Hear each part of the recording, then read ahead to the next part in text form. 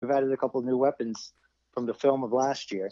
And you're right, you added in that the travel, maybe when is testing done? Is it done on Wednesday or Thursday before a game? Maybe one or two of their guys pick something up while they're over in Tallahassee. Who knows? I mean, we hope not. You don't want to win a game or go into a game because the other team is missing a guy because he had COVID or really any kind of injury. But you're right. They are vulnerable to that. I guess I never thought about that angle of it.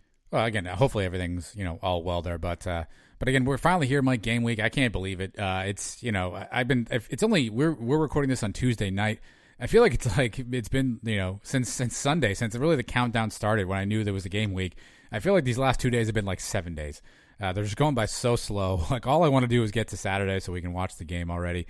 And so hopefully we're getting close and let's just hope we get across that finish line. Another quick schedule update, Mike. The ECU game the week after the Georgia Tech game has been scheduled. High noon kickoff in Greenville. It'll be on everyone's favorite channel, ESPN Plus. So noon Eastern time, Greenville, South Carolina for UCF at ECU. Mike, do you have your ESPN Plus package already ready to go? No, I was very disappointed when I heard this. I do not subscribe to ESPN Plus. ESPN 3 is what everybody gets, right? That's free? That's correct. That's where I was watching a couple of games. I was watching the Cal game on there last week. Sorry to hear that. But no, I don't have ESPN Plus. I guess I'm going to have to subscribe at least for a month. Or should I just go in for the year? It was $50 for the year, I believe, and $6 a month, $5.99 a month, something like that. I don't know if I think they have a bundle. I don't know where your family, if you're a Netflix family, a Hulu family, but you can bundle ESPN, Disney Plus, and Hulu for like $12.99 a month. Or I think ESPN standalone is $4.99 a month. Or I guess you could do one of those yearly package deals. Oh, all right. I'm going to have to start doing some more research because we already have the Disney for this year. And we have Hulu too. So maybe we have all of those things. We have Netflix. My wife subscribes there. She watches more shows than anybody on earth. But so yeah, maybe we'll just add it on to there. And I guess we're gonna need the ESPN Plus later in the year for basketball games, I assume. Yeah. And probably at least one more football game along the way, maybe like the Tulsa game, or I don't know, some one of the less desirable TV games. Yeah, for sure. So ESPN Plus, that's where you can find UCF and ECU. Mike, let's take a quick break right here, and on the other side of this, we'll come back and we will we'll unveil the preseason Sonny Awards. We'll be back right after this quick break. All right, Mike, we're back after the break. Thanks for putting up with the commercials. It's just a part of the new platform we're on here, so we appreciate you for enduring those, putting up with those for us. But let's get to the good stuff, Mike. The preseason Sonny Awards, the 2020 edition. This has been a staple of what we've done around here since the start. We've always kind of done this. Initially, I think we just did it ourselves, but this year, and the last previous years actually, we opened it up to the audience. We opened it up to a fan vote. We put a little survey out there. We blasted it out on social media, and we asked you to tell us what you thought was going to happen. So here's what we got. I'm going to go through these, Mike, and here's what we're going to do. Let's just I'll read off the answers, I guess, or the consensus, and you and I can decide if we agree with where the audience and where our fans voted. So are you ready? We'll start with the serious list. We had two lists this year. It was more of a serious list and then more of a kind of a prop bet list, if you will. So the first question, Mike, a pretty easy one for most people involved. Will anybody but Dylan Gabriel win the MVP this upcoming season? So here's what we got. We've got options yes and no. Mike, how do you think, or where do you think people should have voted? Well, I voted on all these, so I know where I voted. I voted no, nobody else, unless there's an injury and something horribly went wrong for the season. Dylan Gabriel should be the MVP of the team, and that means we will probably have the season we're supposed to have. And the audience voted, Mike, and they said that 81% of them said no. Nobody else other than Dylan Gabriel will win the MVP. So 18% of people said that somebody other than Dylan Gabriel would actually win the MVP. Well, I mean, in our offense, we like to think of our offense as fast-paced, throw the ball downfield a million times, but we are a heavy running team. So if you want to give it to somebody, maybe one of the running backs, maybe somebody like Otis who can run the ball and catch the ball and do special teams, he's got a shot.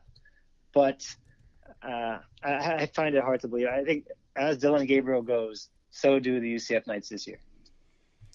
And I think that's the way it's going to work out, right? Dylan Gabriel typically it's it's the Heisman, it's the MVP, it's all the stuff. It's usually a quarterback-driven award, and so Dylan Gabriel again, only 18% of people think somebody other than Dylan Gabriel will win that. So next up, the next question was, and here's how I phrased it: the most productive offensive player, and I put productive in there purposely because I wanted to make sure that I didn't lead the witness here. So you can decide however you want what productive means. Your choices were Otis, Greg, Marlon, Trey, Bentavious, and Jalen. And the winner, Mike, 52% of the vote, the most productive offensive player, Otis Anderson. What do you think of that? Well, just like I said a minute ago, the guy can do it from all angles. He can do it from the backfield. He can do it from the slot. And if you want to count special teams, but he's going to get his hands on the ball a lot this year. This is his fourth year now. He's a senior leader on this team. We've seen him come in as a freshman and make huge plays. Back in 2017, touchdown against the Cows, touchdown in the championship game, touchdown in the Peach Bowl. The guy has been a star now for 4 years, and now he's got his chance to really put his mark on this program, be one of the best offensive players we've seen in a UCF uniform. So I have to agree with the fans on this. I think overall he has the best chance to be the most productive, I guess if we're not counting Dylan Gabriel, offensive player on the team. Yeah, I think that probably makes the most sense. I actually voted for Greg McCrae, who came in second. So Greg garnered 18% of the vote in second place. Third place was Marlon Williams, followed by Trey, Bino, and Jalen, all got less than 10% of the vote. I think Greg McCrae is poised to have one of those seasons, Mike. He obviously sat out, most of the latter part of the year. He came back. I don't know if he was ever really fully healthy coming off that knee injury. We saw what he can do in the season previous, 2018. He was a 1,000-yard rusher with a new offensive line. Greg is probably the best player running back at setting up blocks and using angles. And with a new line gelling together, finding those creases, finding those holes could certainly be an advantage to having a running back that has that as a skill set. Not that the other guys don't, but we know Greg has done that. So I actually went Greg on that. But I mean, listen, Otis is going to be involved in so much of the offense. It's hard to kind of go away from that. Well, if McCrae has a year like he did in 2018, you have a good argument. But also along those lines, the running backs are going to be splitting carries. He's going to have to get a lot of production in the first half. And then if that's the case, he's going to be sitting out most of the second halves. But he can still put up 100 yards in the first three quarters of the game. We've seen him do it a bunch of times before. So it's not a bad pick. It's good, but I'm still going to stick with my Otis pick.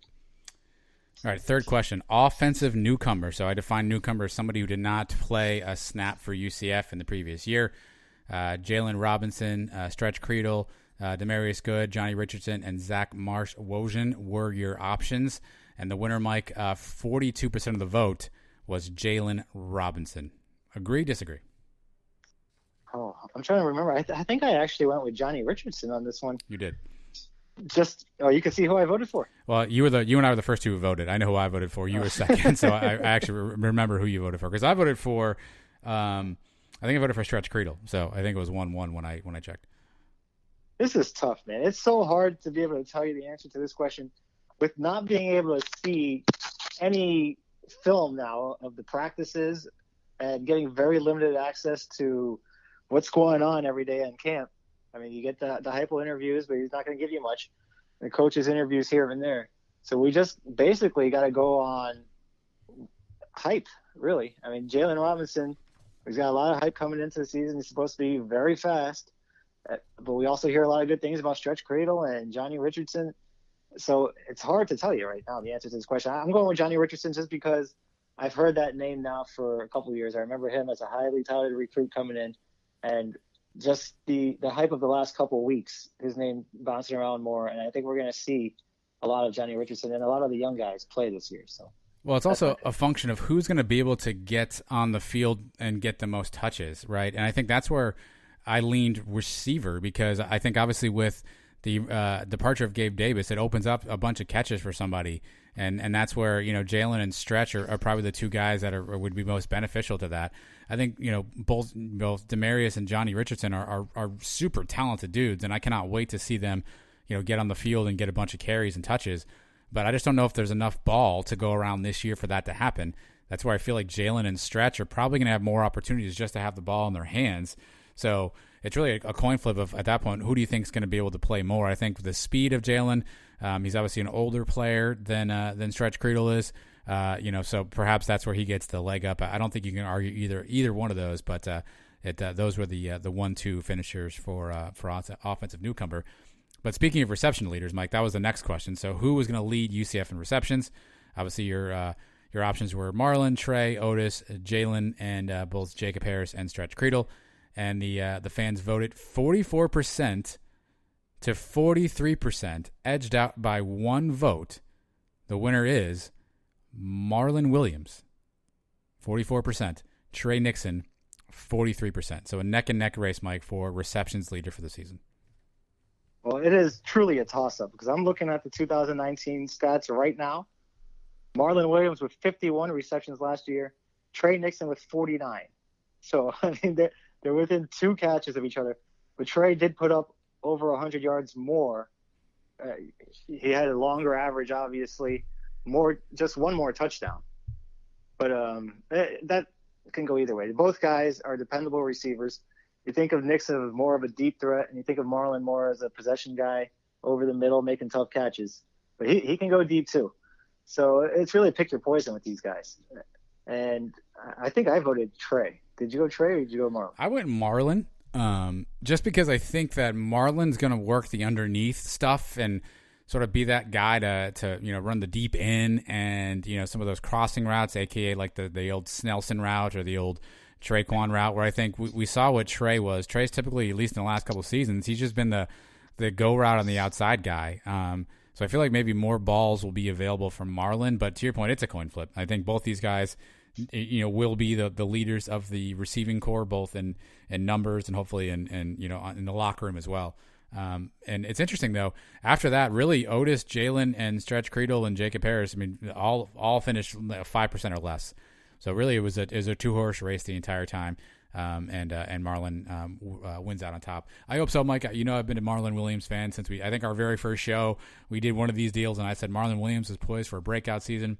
We did the same show the next year, and I said Marlon Williams is poised for a breakout season. A tradition unlike any other. I'm back. Marlon Williams poised for a breakout season here in 2020.